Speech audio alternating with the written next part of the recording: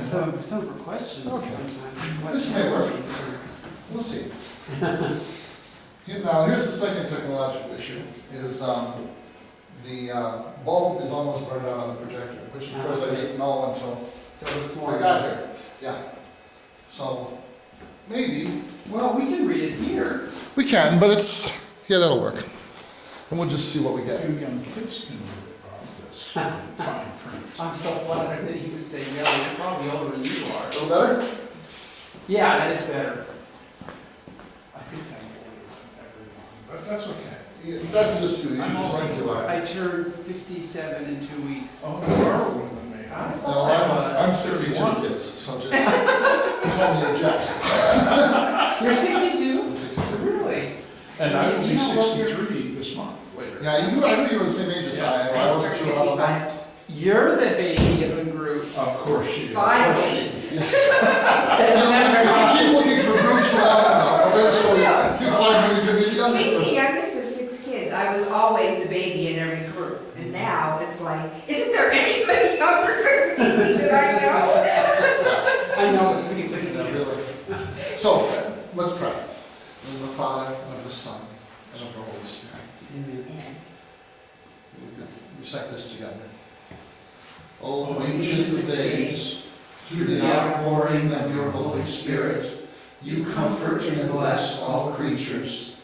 Gather from the four corners of the world all those who weep in despair or loneliness, those who are hungry, naked, or poor, those who have withstood oppression and are bowed in anguish before violence. Grant that they may rejoice in the new life of justice and peace you promised your people through the compassionate witness of your Son. Amen. So, this is going to be a very informal conversation, and this will just help us, and if we wander away from this, we're fine. See the little sign that says lamp usage? Yeah, that won't go off, because it's warning me that at 1100 hours, it will no longer work. And at 1000 hours, that sign comes on, and it's just hard luck. It's just telling you change the bulb. We're not going to stop reminding you. So that will be part of our presentation for the whole. Well, lamp, evangelization, light. Yeah, like the world sure works. Change your light. Yeah, you know, it's good. So, what does evangelization mean to you? What's your definition? What do you think when you hear the word? Spreading the word of God.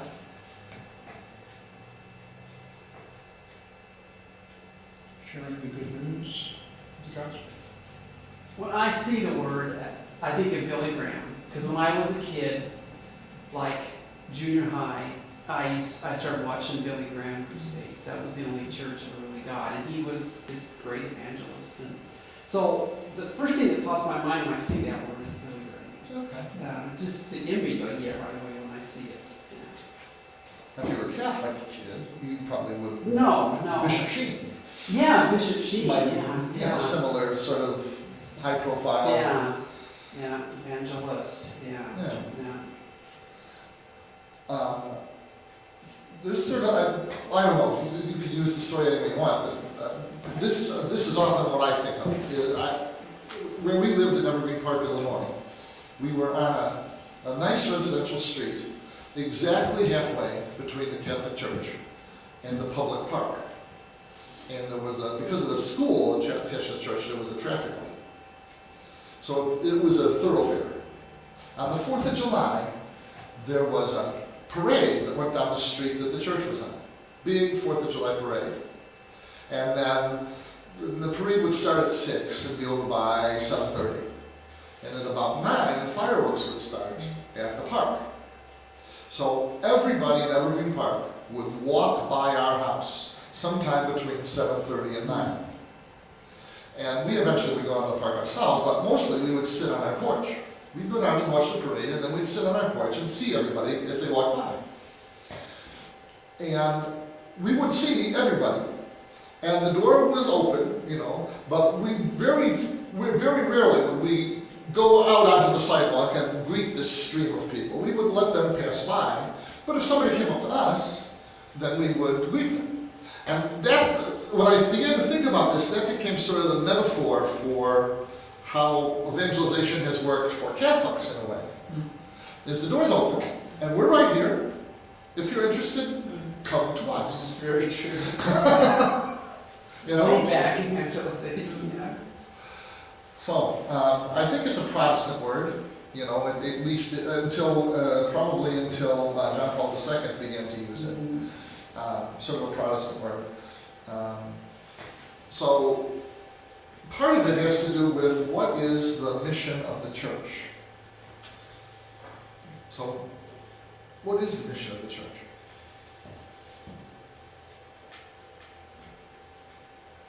Well, Jesus, when he, before he ascended, you know, he said, go and preach the gospel, make disciples of all nations, baptizing them. Matthew 25 or something? Yeah, yeah. So I think that's part of it, and the other half of it is to strengthen the believers who are in the church. But then there's so much more. There's reaching out to the poor. I often think of evangelization, shame on me, but I guess I draw a parallel between evangelization and when I try to teach agents how to prospect.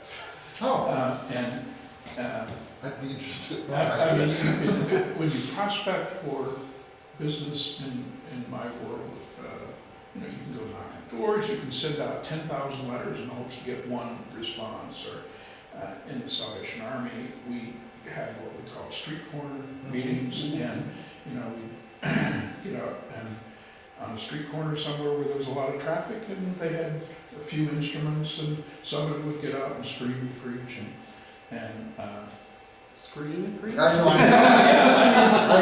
reacted to that word myself. they had to because people were so far away. Sure. They wanted to get far enough away they didn't have to hear the music.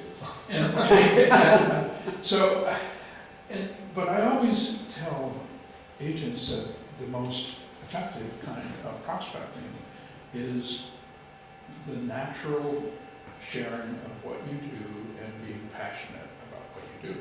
And I think, I mean, the mission of the church, in my opinion, is to bring the good news of Christ to others, and part of that is by serving others, and part of it is by exemplifying his life in your own. People should be drawn to that, I believe, but Attracted to you. yes, because of those. yes, because of your difference, you know,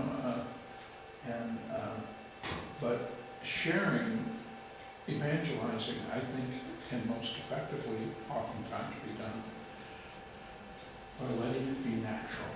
You meet somebody, and somehow the conversation is turned toward, you know, Christ. Well, because it's the thing you care most about. That's right. And you just share your life. Yes, and so it isn't, I don't, you know, for all the, I mean, Salvation Army, we had what we called tavern routes. And so on Saturday nights, I remember putting up a uniform and going into taverns and sharing the war cry. The war cry. The war cry was their magazine. Yeah, oh, okay. Oh, that was another form of screaming. Yeah, so, but never one time, of all the Saturday nights I did that, or all the open air meetings, as we call them, never one time do I remember bringing one person to Christ. Really? But I can remember, you know, 3 weeks ago in sharing Christ, hopefully effectively with, you know, somebody that it was just a natural thing of sharing my life, because, and I think that Christ should, is such a part of our lives that it's a very natural thing to share. It's very unnatural not to share. Mm-hmm. So, and as I look at Christ, yes, he attracted crowds and preached to crowds, but his evangelism with the 12 seems to me to be kind of one at a time. Relational.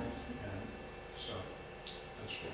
It's interesting that you bring that up about your efforts in the Army to get people going, because as on my Mormon mission, you know, we would go door to door Mhm. sharing, and sometimes even do street preaching or try and deliver copies of the Book of Mormon rather than the War Cry, but I always It's felt a lot like, heavier to carry that around. yeah. I always felt like I was a Backpacks. salesman for a church. Yeah. Rather than bringing people to Christ, I was a salesman for a church. And there's a real difference in those approaches. Yeah, Yeah. yeah, absolutely. Mindy? I would say probably very similar to John.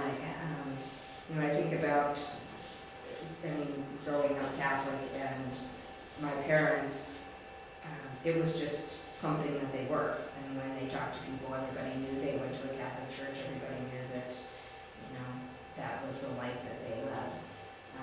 There was no embarrassment, going out to dinner, which we rarely did as kids, but as they got older, they always prayed before a meal, whether they were at a restaurant or not.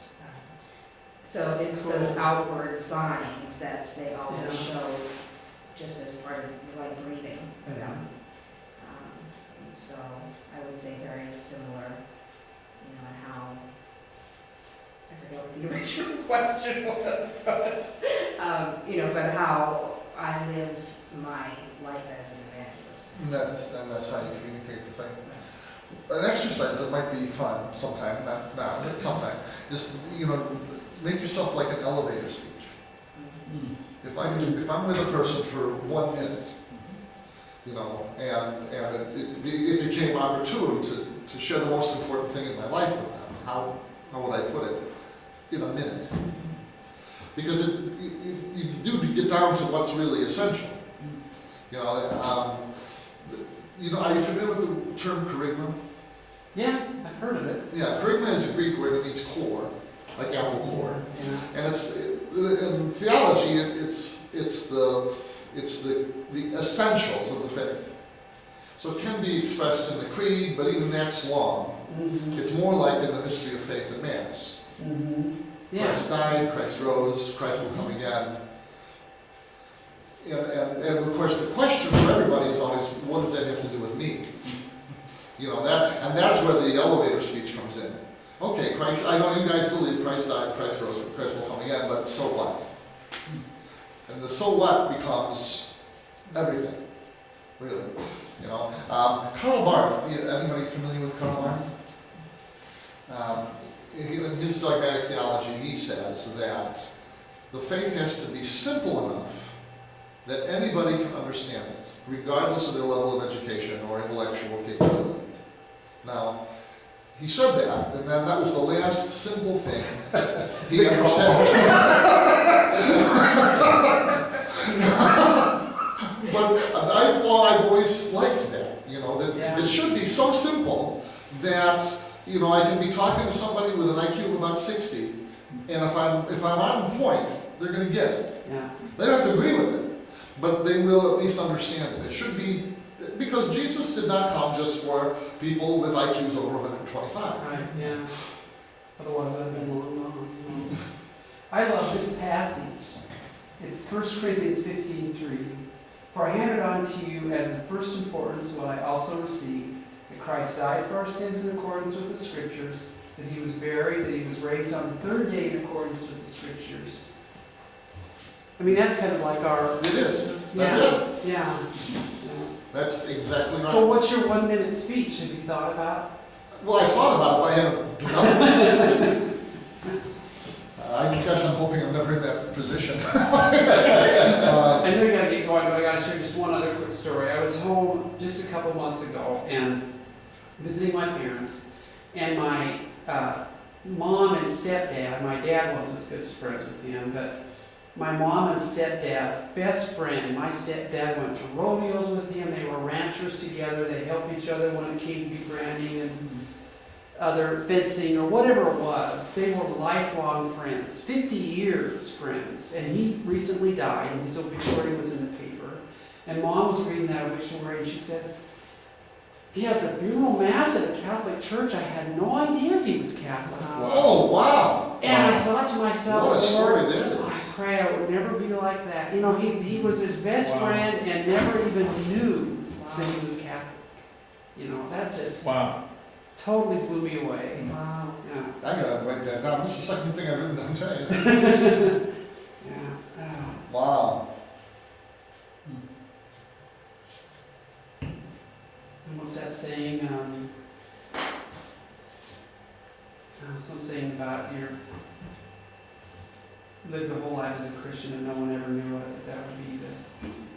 Oh, the whole thing, there would be enough evidence to convict you? Yes, would there be enough If evidence to it convict was you? illegal to be Christian, would there be enough evidence to convict you? Exactly, yeah.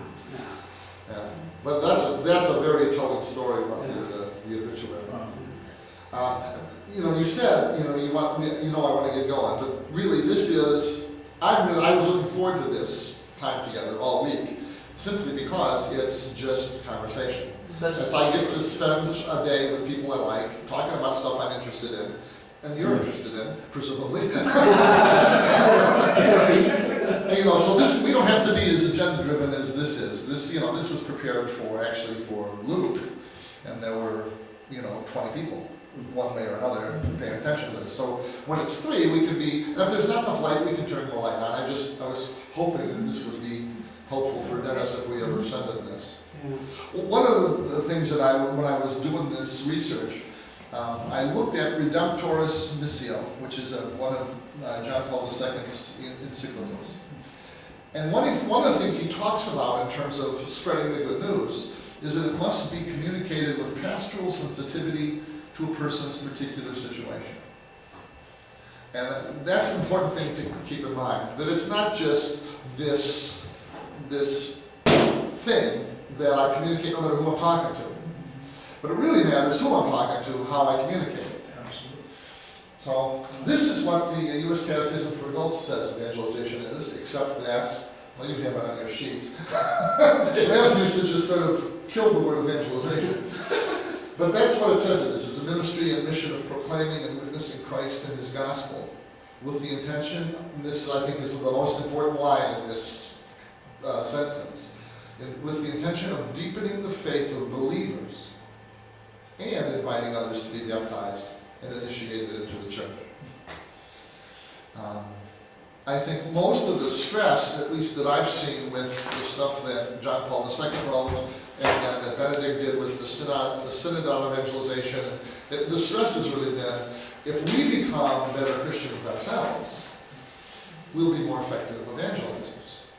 The more deeply imbued we are with the life of Christ, the better we are at sharing it. That's what you're saying, John. Yes. If you just share your passion and who you are, it's attractive, as opposed to this thing that you sort of plug into.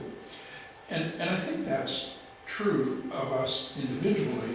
I think it then naturally would or should be true of us as a church community.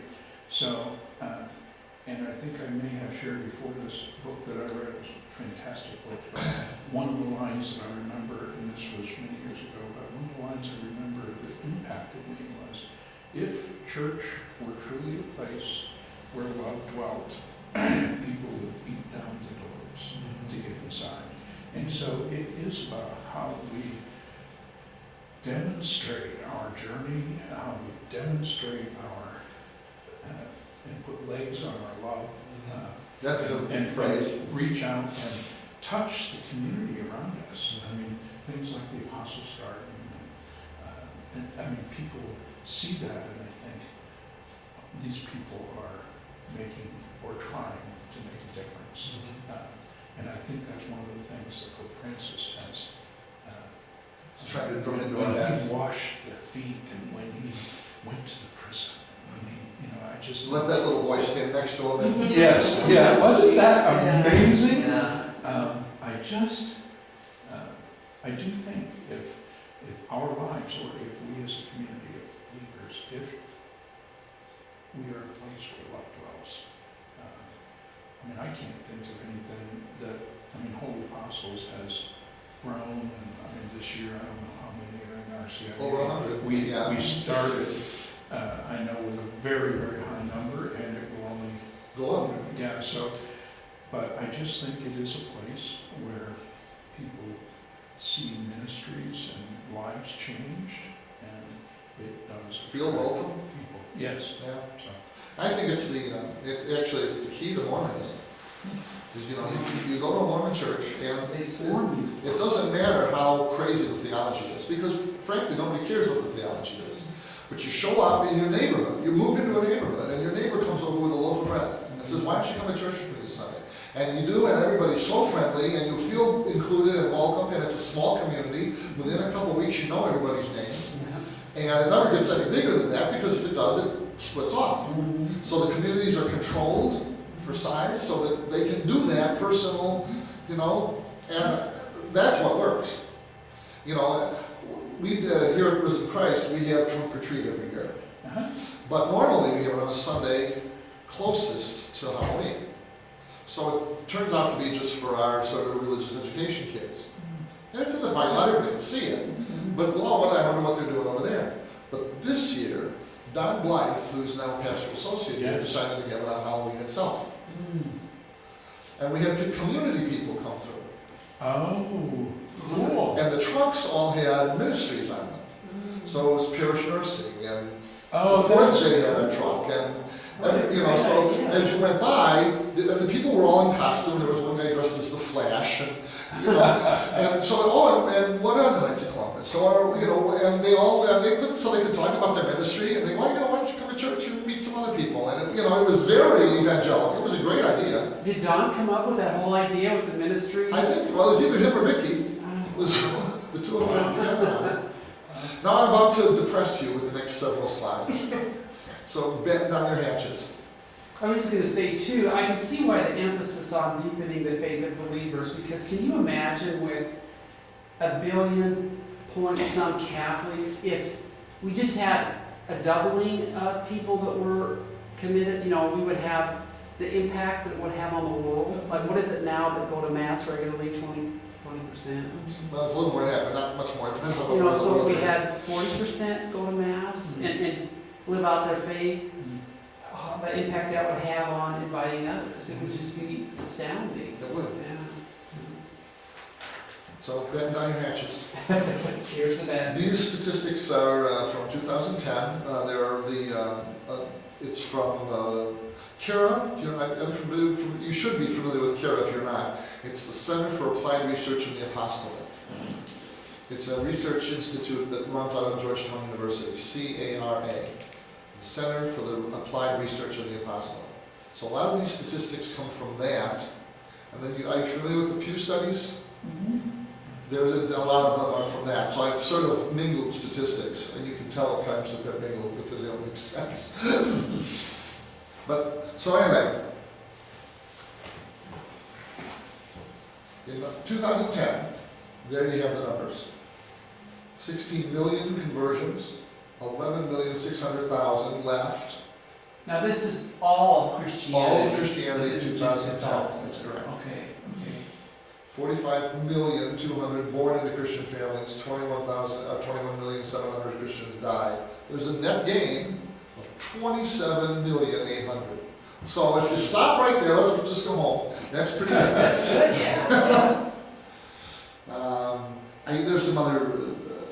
The Pew Research Forum was one, University of Notre Dame, our Sunday visitor. There's a lot of different people who've contributed to these statistics. Conversions are mostly in the Southern Hemisphere. Defections are mostly in the United States and Europe. John shared with me before you got here, Gene, that a statistic he'd heard, which is 32% of people who go to Mass on Christmas Day, that's the only time they'll go to Mass all year. Wow. So a third of the people in church on Christmas Day.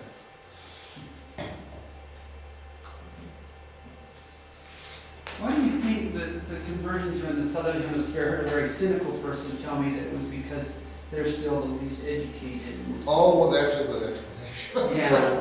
But I wonder why that is. I mean, that is where the growth of Catholicism is too. And it's in Africa and Latin America. Yeah. Mostly Africa, A actually. lot of third world Africa countries. is exploding. Yeah. I think, and I mean, well, I'm no expert in this area, but I think it's because they do not emphasize what you know. It's, they're much closer to maybe what the Mormons are doing, that they're helping in their communities, that they're digging wells and educating children and doing all the things that Catholics did in this country when it was an immigrant The population. Christians who are down there are doing those sorts of things, the missionaries Yeah. and the, yeah. And the communities are vibrant. Yeah, You know, one of the things that's interesting, when you read the New Testament, it seems to me that Paul's letters are very often addressed to communities who are losing their passion. that's true, yeah. And so you think about it, I mean, his letters are written between, what, the year 45 and 65 maybe, that 20-year space. So it's at least 15 years. First Thessalonians is purported to be the oldest book in the New Testament. So if that was written in 45 or 50, so we're talking, 10, 15, 20 years after the resurrection. So these people, first of all, came to Christianity because they expected the end of the world and the Parousia, and so now that's been a while and it's not happening. So that first generation is dying off, so now the Christians are largely people who came into the faith after that. And it's like, well, it's not happening. And so they're losing passion. So Paul is all about reigniting the passion in the communities. Yeah. Don't lose your spirit. Yeah. So I think maybe there's some good lessons in there for us. 16.1% of American adults are unaffiliated. 24% of 18 to 29-year-olds are unaffiliated. And 10% of Americans are ex-Catholics. That's an amazing number. isn't it? Second largest denomination in America is the It's ex-Catholics. Yeah, that's true. There was a report on NPR just in the last couple months about, what do they call them, the ones that aren't affiliated? The nothings. The nuns. The nuns. Nothing would be more derogatory. The nuns, and they're the fastest growing, are people who just know religion. Yeah. Yeah.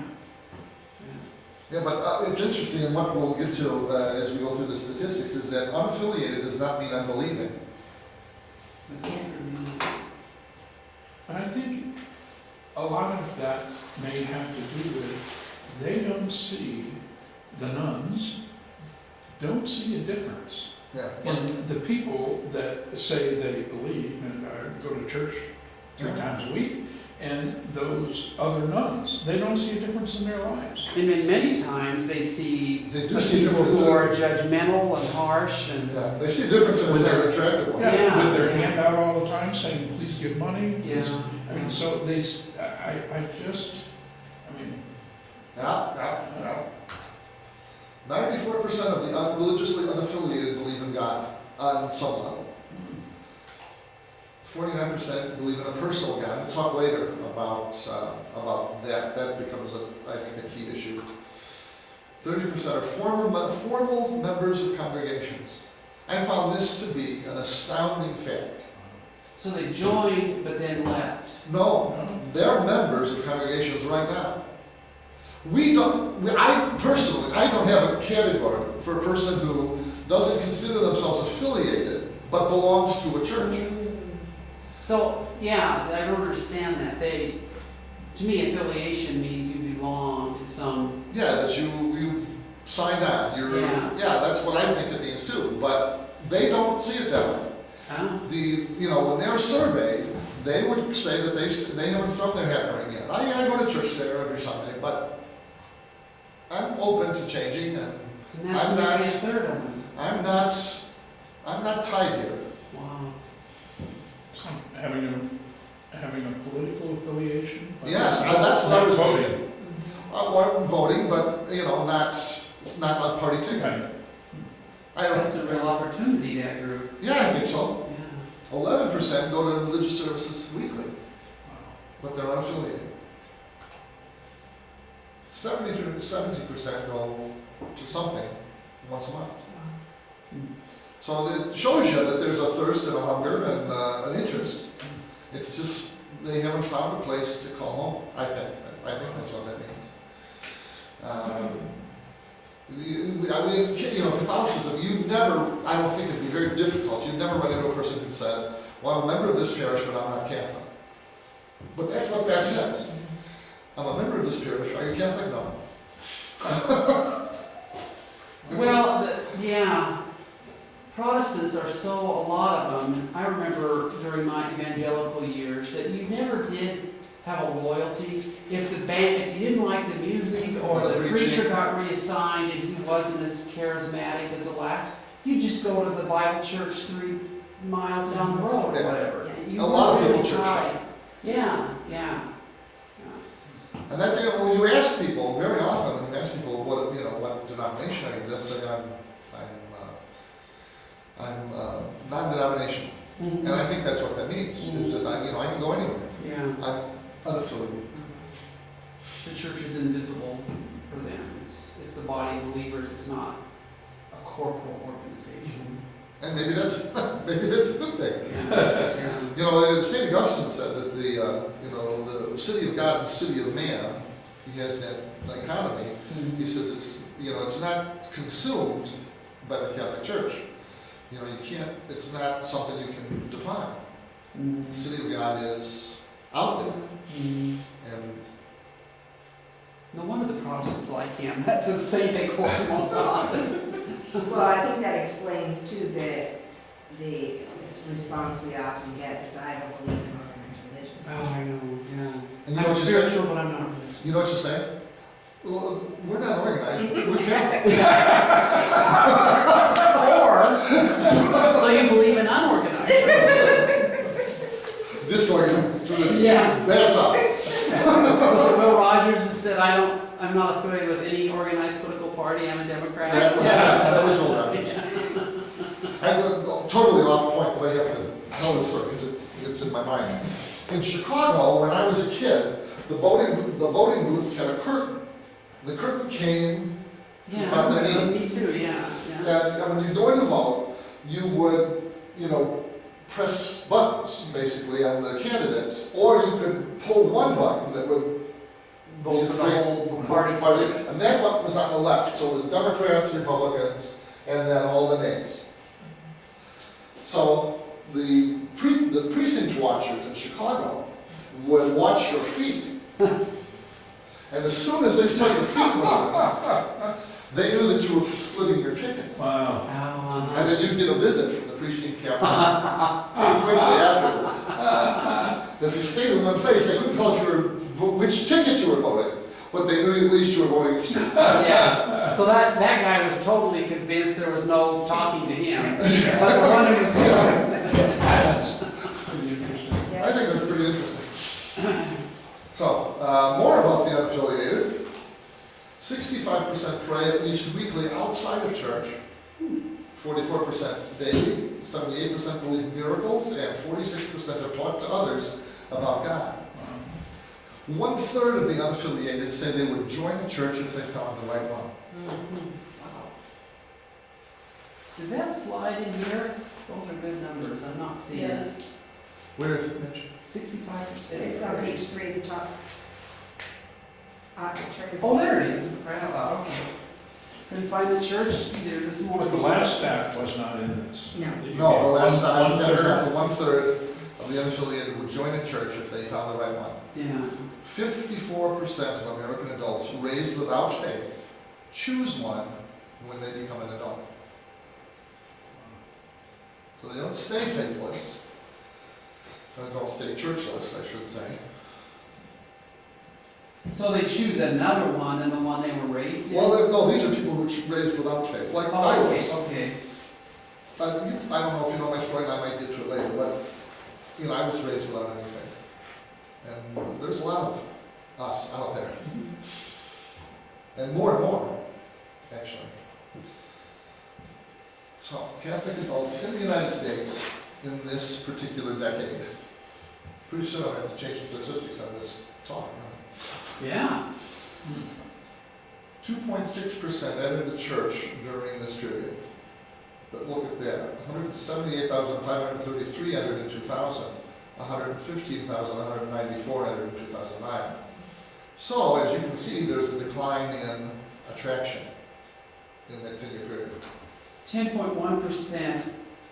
Left Catholicism. 10.1% of how many, or Of Catholics. all Catholics, okay. That's how I understand that statistic. Just during one decade. Yeah. That's scary. So, fewer coming in, and pretty much of an exodus leaving. 30% of those raised Catholic are still practicing, meaning they attend Mass at least once a month. Half of that 30% are at Mass on any given Sunday.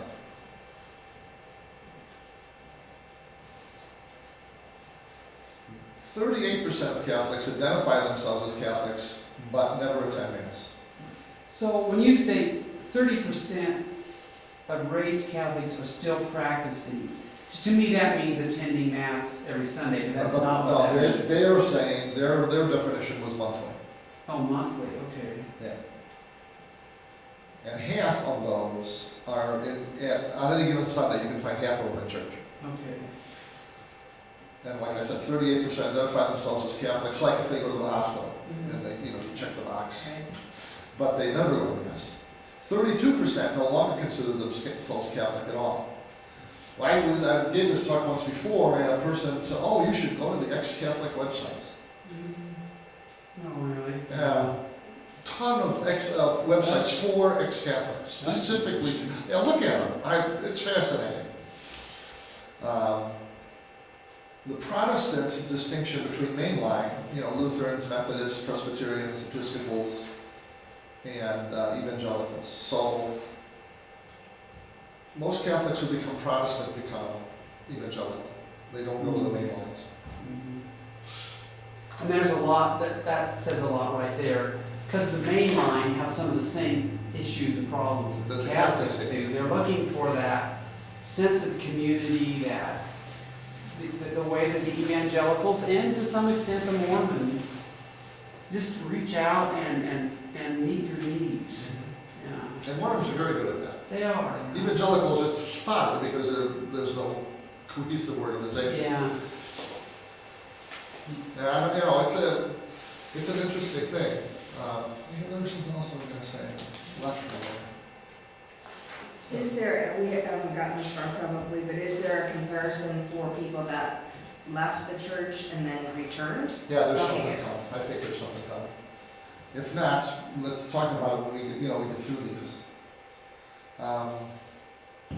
Oh, I know.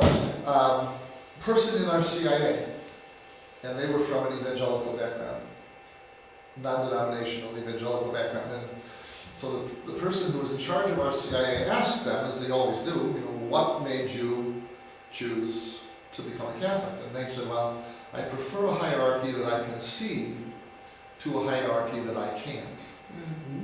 It was an interesting thing to say. And I think that's true.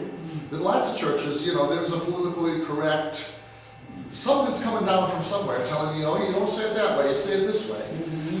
We know where that's coming from. But it's still there in other places, it's just not. Yeah. And in other places, that the hierarchy can change, and change in its approach, and even sometimes what they believe. If you go to a different church, there is a hierarchy, and it's not seen, but it might even be different than the hierarchy that. Down the street, yeah. Yeah. Yeah. Yeah. So 8.4% have entered Protestant church in that decade, 11% have left Protestantism, and by Protestantism, they're talking about that whole range from Lutheran to evangelical. So they're having a worse time holding on to their people than we are. Well, at least as bad.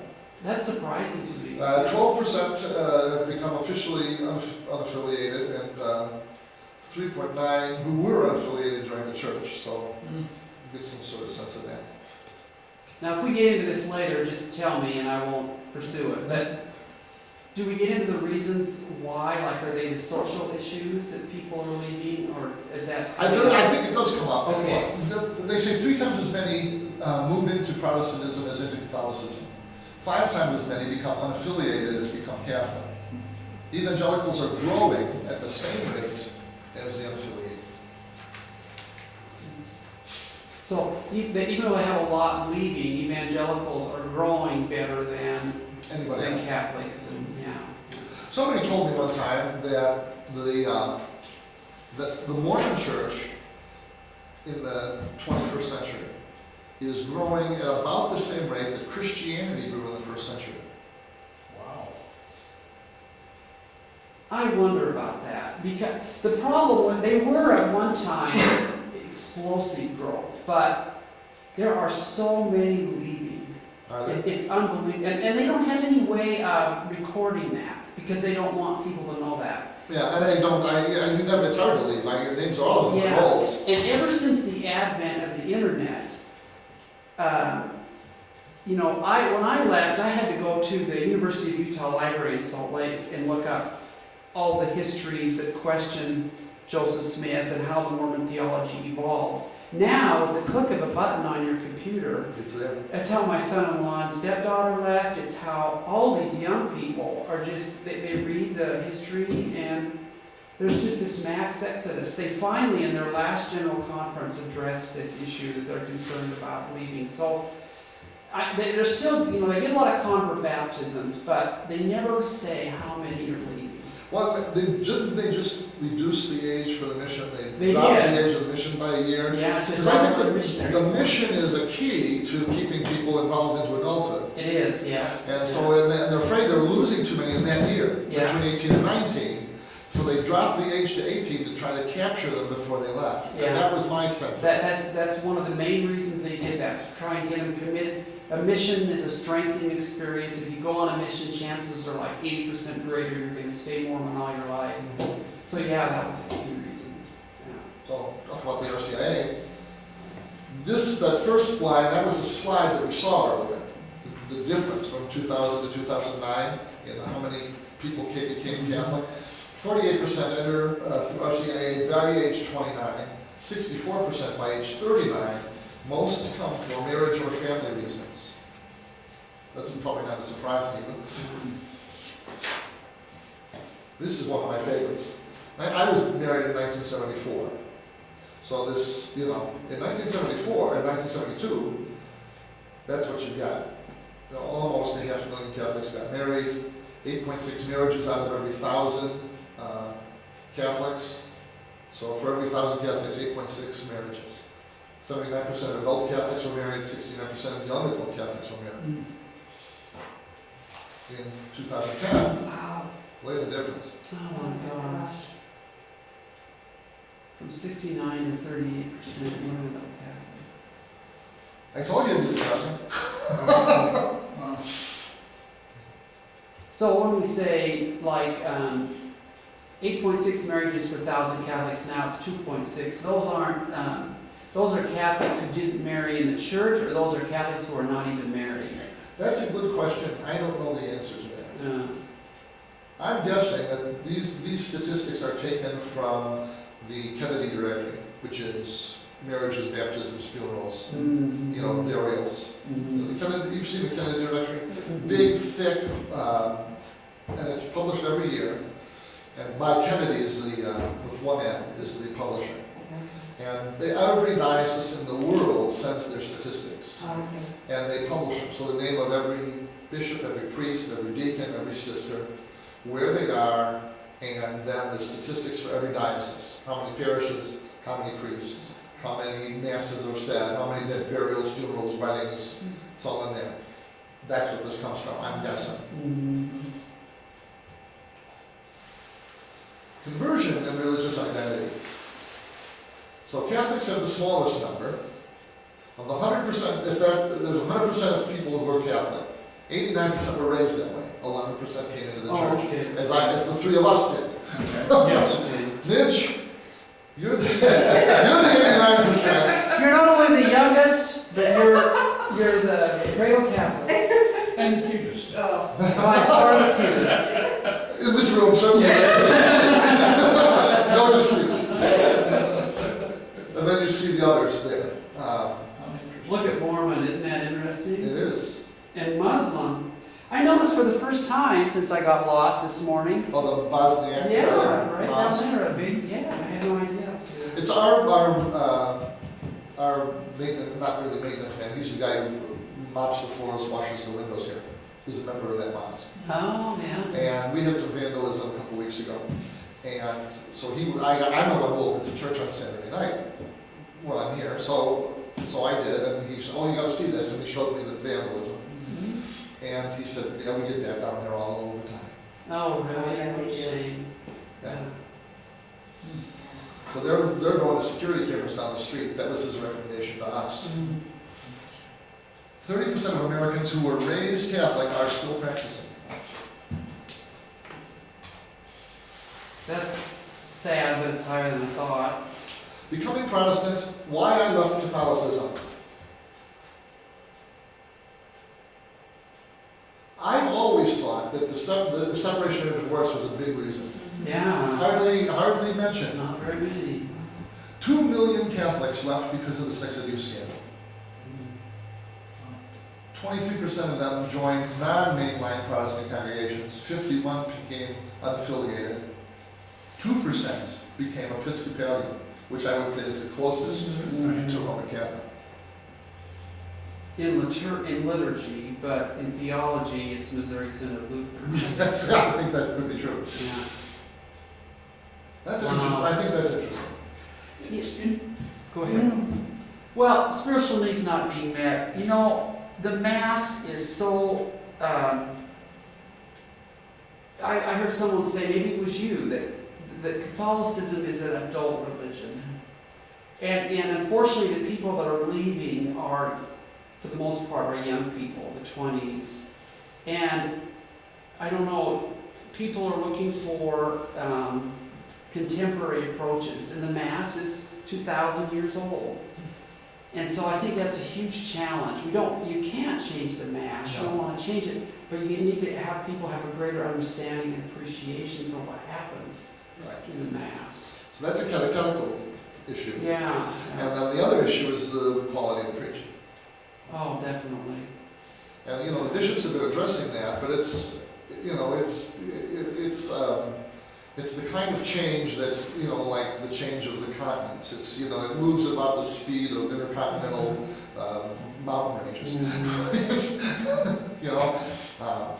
the bishops have, when the document Fulfilled in Your Hearing came out, which was 1980 maybe, they encouraged the formation of doctoral programs in homiletics. And and so then, just last year, a new preaching document came out called Preaching the Mystery of Faith. And so that talks about being much more catechetical than the previous document did. The previous document was about helping people find meaning in their lives by finding the meaning in the Scriptures. That somehow reflecting on the meaning of the Scriptures would help them find meaning in their lives. And that's how it works. That you find a connection there. But the new document is, while it acknowledges the truth of that, says, but this is the only time we're with people, is on Sunday morning. So if we're ever going to learn what the Mass means, that's the only time we have a teaching. I was going to identify the same, my spiritual needs are not met, but differently, because I'm thinking,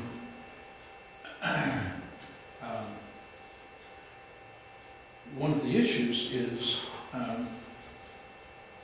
think lots of times those giving homily may not speak the same language as those sitting in the pews. So You're not about theological language, you're talking yes, about. and so I'm thinking to myself, I'm not sure that having a doctorate is going to improve the level of spiritual communication between somebody giving a homily and those sitting in the pews. No, I think the doctorate was for those teaching those giving homily. Okay. I think that's what it was intended to do, was, you have somebody who really knows what works and how to do it, and really focus on that, instead of just, you find a priest who's a good preacher and you have him teach homiletics in the seminary. Right. And that's how it works most places. Right, okay. I think it's interesting, one of the things that drew me to the Catholic Church is the Mass and the liturgy, and the richness and the fullness of that. And I think Do you need more light, Gene? most people, I think, might, if they're leaving because their spiritual needs aren't met, I don't know that is in the Mass. I think that is in relationship with other Catholics in the parish, or the lack of it. Oh, could be. Well, be true, yeah. It could be that. Or perception. Absolutely, yeah. What do you mean? Become willing. Say more. Well, I mean, I think about John coming into the church and the things he would say to me as he started attending Mass. Nobody's friendly here. Now, he's like Mr. Politician. He's always kissing babies and, whatever. Everybody knows John. But, he would say, nobody's friendly here. You're always standing up, sitting down, kneeling. How can people keep up? This is not friendly. Not user friendly, yeah. Right. There's so much stuff perception. There's so much stuff we do Mhm. that you have to be initiated into. Right. And right. people come and go, what are they doing that for? Right. And there's a lot of that. And, I mean, for me, coming back to the church, my perception of everybody sitting in these pews was not, this is a group of sinners. It was kind of, this is a group of, holy people, and I'm just the only one sitting here that's a sinner kind of thing. And why that is, I don't know, but maybe because the Oh, so that's why I see relationships what weren't By obvious. perception, yeah. I get it. And we're gonna talk about that later too, when I was touring, when we get to that. Why it became Protestant, sounds like the name of a movie. Well, you were talking, sorry to interrupt, but we were talking about how Mass is the only time that everyone is there together, and that's an opportunity for catechesis. I was thinking, not too long ago, that I think the reading was the one out of Matthew 16, where you were Peter, and upon this rock I'll build my church, and then whatever you bind on earth shall be bound in heaven, whatever you loose on earth shall be loosed in heaven. There's another passage in the New Testament that says that same thing, and I can't remember where There's a it is. parallel, and you probably find it in the notes there. Yeah, and that was the reading that day. And I thought, oh, great. The priest is going to talk about what does that mean? What does that mean in the church? We have the authority to bind on earth, bind whatever we loose on earth, whatever. Anyway, He didn't talk about it. no, not even close. And I just thought, what a wasted opportunity, why are we Catholic? What makes us different than our Protestant brothers and sisters? And I don't know. I hope that with younger priests that we're getting back into using that opportunity when you have people in Mass. It's a balance. You want to meet their needs, but you also want to get a little catechesis in there too. And it's a tough balance. And Yeah. I think you can't balance every week. What you end up doing is balancing over the course of a month or a year. Mhm. They get some catechesis, but they also get